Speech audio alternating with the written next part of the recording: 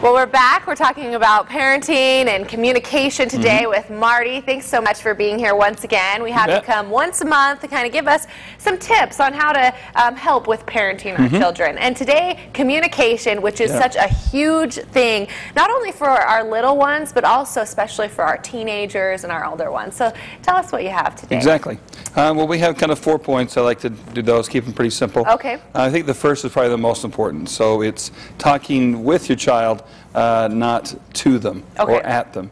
I think one time when, especially little ones, we maybe expect more from them or want what they're supposed to be doing, and so we say, this is what you need to do, this is what's going to happen, and we don't sort of give them a choice or a voice in that situation. So that's the big issue, especially that their voice. The second one is what you're asking them to do or what the situation is. Do they have the skills to really bring that forward? And that's emotionally as well. So if you're asking a 4-year-old to stay quiet for an hour, it's not going to happen. It is not going to happen. Right. So the expectation, then your stress goes up, theirs does, they get upset, and then is it about them keeping quiet, or is it about something else? Yes, absolutely. So that's one of the other big keys. The third one is the whining or the crying or whatever else you see, or in teenagers, the silence, the slamming the door into the room. Is that a symptom, or is that the behavior? So is there something else going on? And that's where that first one comes in as well. So let's talk with the child, see what's going on and what's really happening in their life. Maybe that's just an emotional response to a very stressful day.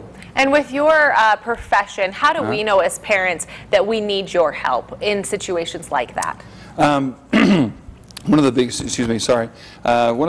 I just had a parent call me, and it's when that it doesn't seem typical, or it goes beyond, and you don't have to compare it to all your friends or people you know, but if it becomes more of a problem than what would typically be seen. You have 5 or 6 kids playing together, and your child behavior is a little worse or lasts a little longer than all the rest of the kids, and especially if they're having problems interacting socially or really upset all the time. Okay, and we're out of time, but let's touch on that. Did you have a last point? Okay, let's just. And the last one I think is really important, which is validate doesn't mean accept. So just because you say, sorry you feel bad, or I understand that you're upset about the day, doesn't mean it's great to cry and scream in front of everybody. Okay, well great. If you want some more tips or some help, you can also contact Marty. What's the number at your? It's 237-3880. All right, well thank you so much for being here this morning.